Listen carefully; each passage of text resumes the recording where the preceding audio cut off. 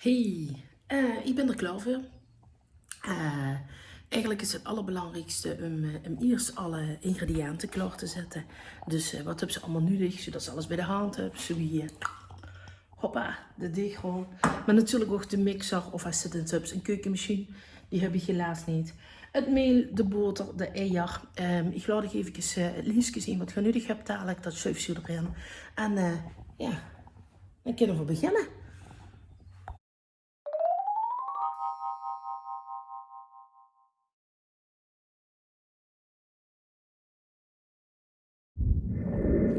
Ja, en stap 2 is natuurlijk daadwerkelijk alles bij elkaar doen. Je draait even de camera en dan kunt je even metkijken. Ik heb klaarstaan de boter, 150 gram, het ei en een extra eierdooier, 120 gram suiker en 300 gram meel. Waarom mixen?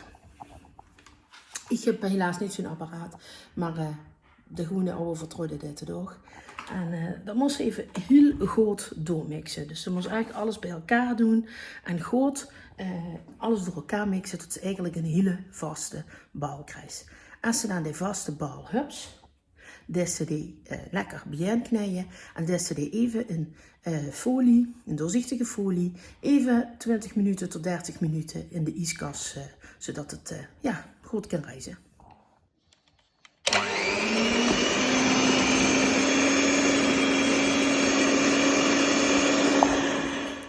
Ik heb het deeg goed geknijd, daarna nog even met de hand gedaan en toen ingepakt in een cellofaanfolie of een doorzichtige folie. En ik heb er even een keertje tot een half uur de ijskast in, want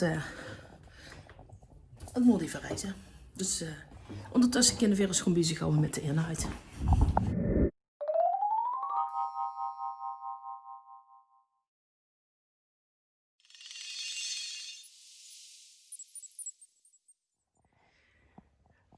Zo lang tot het deeg lekker in de ijskast ligt te rijzen. Gewoon weer alweer met de vulling. En je ziet dat al klaar staan.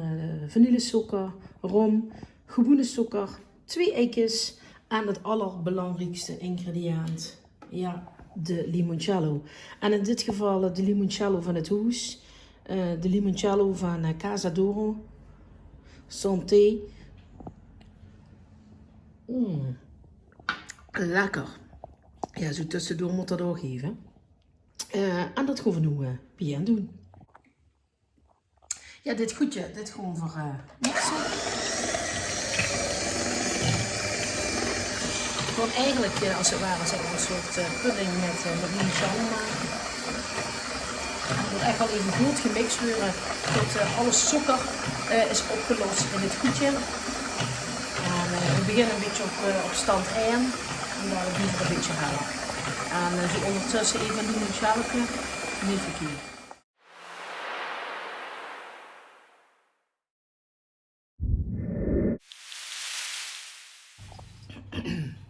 Ja, de laatste stap.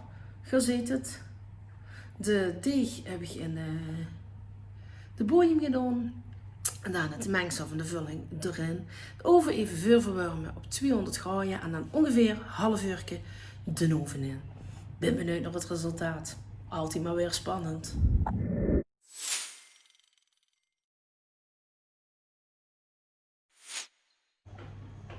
De 30 minuten zien hem aan het belkeet gepiep. En